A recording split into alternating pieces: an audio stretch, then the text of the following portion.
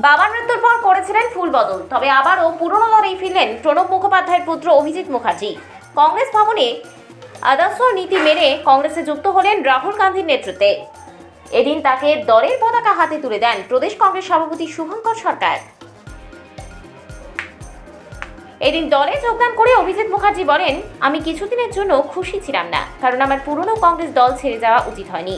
তিনি এদিন রাহুল গান্ধীকে বিশেষভাবে ধন্যবাদ জানান। একই সাথে দল যা দায়িত্ব দেবে সবকিছু সর্বাগ্রে পালন করবেন বলে আশাবাদী তিনি। অন্যদিকে এদিন ছিলেন উপস্থিত বর্ষিয়ান কংগ্রেস নেতা প্রদীপ ভট্টাচার্য।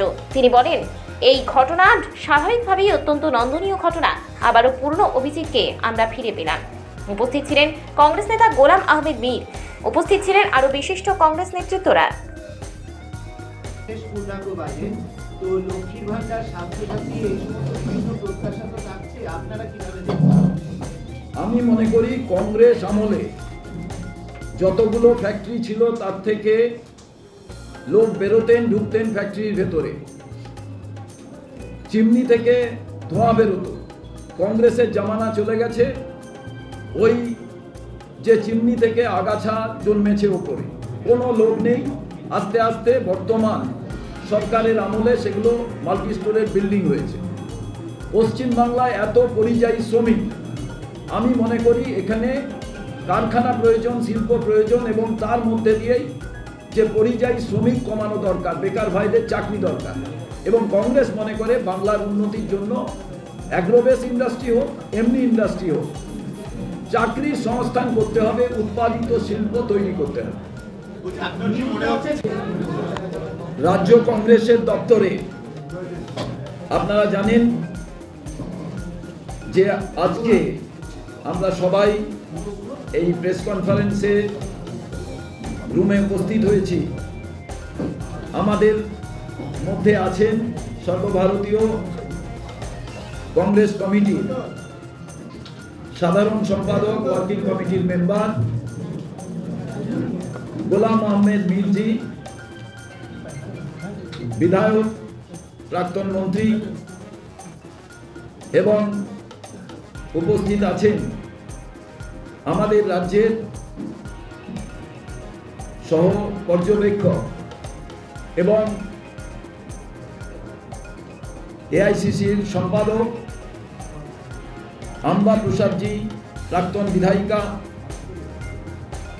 আসিফ আলী খানজি উড়িষ্যা থেকে, এই রাজ্যের তিনিও পর্যবেক্ষক, প্রদীপ ভট্টাচার্য মহাশয়, প্রাক্তন সভাপতি, সাংসদ, প্রাক্তন মন্ত্রী, বাদল ভট্টাচার্য মহাশয় আছেন। এছাড়াও আমাদের সাথীরা আছেন। খুব এক গুরুত্বপূর্ণ সময়, আপনারা জানেন আমাদের দল থেকে বিধায়ক হয়েছিলেন, সাংসদ হয়েছিলেন, প্রদেশ কংগ্রেসের সাধারণ সম্পাদক ছিলেন। তিনি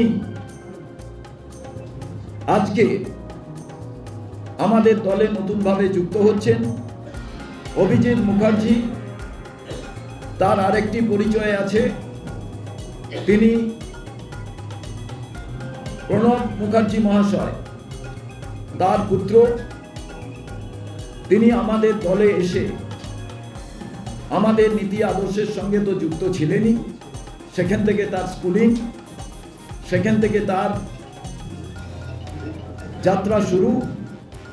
কিন্তু কিছুদিনের জন্য তিনি আমাদের মধ্যে ছিলেন না, তিনি অন্য একটি রাজনৈতিক দলে যুক্ত হয়েছিলেন।